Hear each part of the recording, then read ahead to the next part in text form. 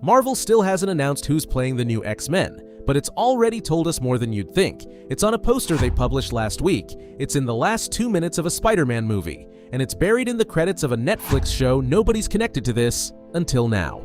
6 clues, every one of them real, every one of them checkable. And here's why they're surfacing this exact week. Why this week Friday, 7 p.m. Pacific, the Honda Center. D23. The Fox era of X-Men ends this December when Doomsday brings the old cast back one final time. Whoever gets named on that stage in Anaheim plays these characters for the next decade. One promise before we start. Every name in this video gets a tear out loud. Studio confirmed, trade reported. Scooper only. If I can't put a named outlet and a date on a claim, I'm cutting it, not softening it into unconfirmed and moving on like nothing happened.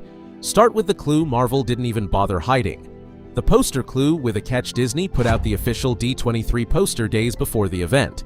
On the Marvel side, Spider-Man, Invisible Woman, and Storm. No movie, no announced actress, nothing on the slate.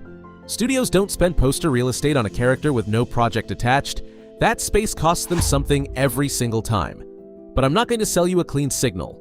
Some outlets think Storm's spot is just a nod to X-Men 97, not the live-action reboot.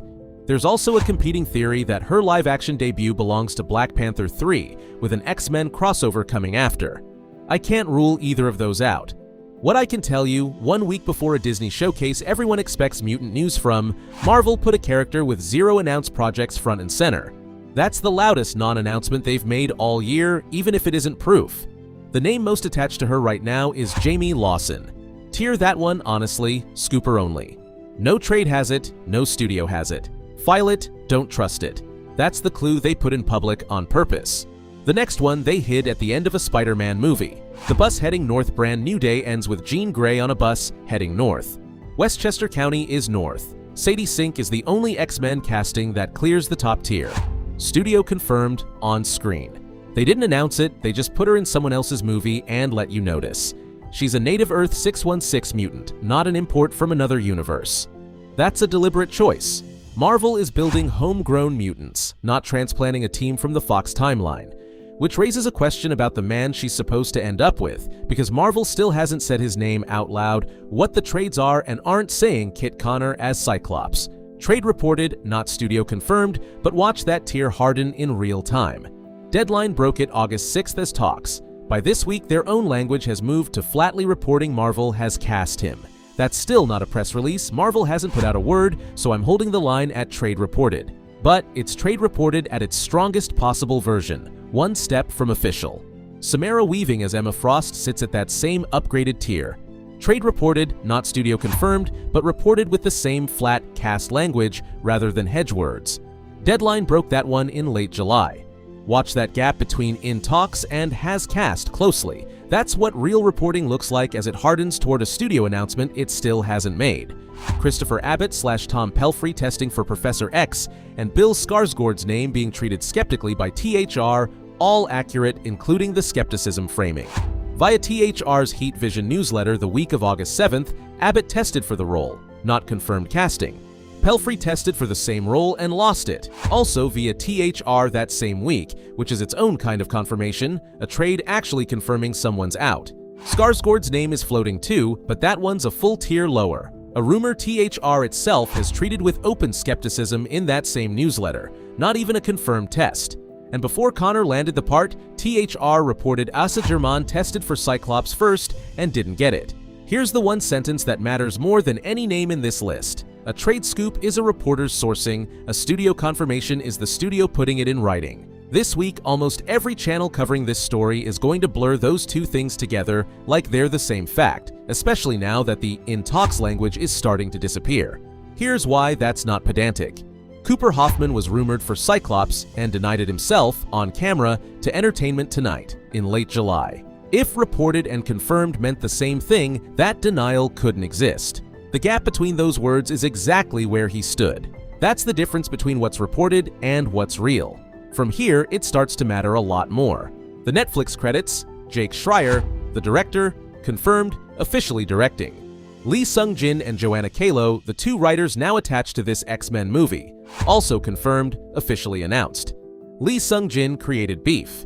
Kalo's actual prior credit with Schreier and Lee, though, is Season 1 of Beef and Thunderbolts, not Season 2. That detail's gotten muddled in some of the reporting, so it's worth being precise about it here. The actor names are a different tier entirely. ComicBookMovie.com reported in late July that Charles Melton and Kaylee Spaney were the names attached to Beast and Rogue. ComicBook.com separately named Odessa Asian as a Rogue contender around the same time. Neither report is trade confirmed. Both sit a tier below Deadline or THR, so hold them loosely. I want to be straight about what this is and isn't.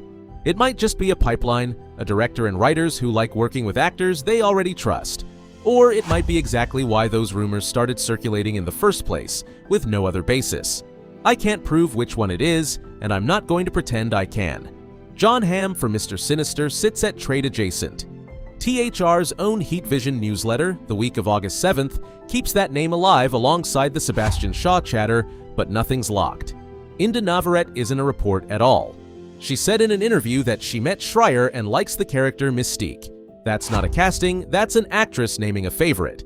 The next clue isn't in a credit list, it's in 3 actors' birthdays. That's clue 5, the Scott Jean Emma spread lining up with the Hellfire Club. If that's the kind of connection you came for, hit like now, it's the only way the algorithm knows this tiering approach is working. Clue 6 is the strangest one, and it's not even about who's cast, it's about who isn't. The ages give away the story. Kit Connor is 22. Sadie Sink is 24. Samara Weaving is 34. That spread isn't random, it's the Scott, Jean, Emma triangle straight out of the comics.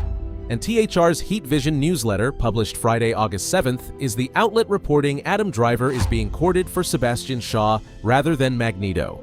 If that holds, this stops looking like a roster and starts looking like the Hellfire Club. That's not a guess about tone. That's a story Marvel has already chosen, told to you through casting math. The cartoon setting up the reboot's Look X-Men 97 Season 2 just wrapped, and Season 3 is already confirmed.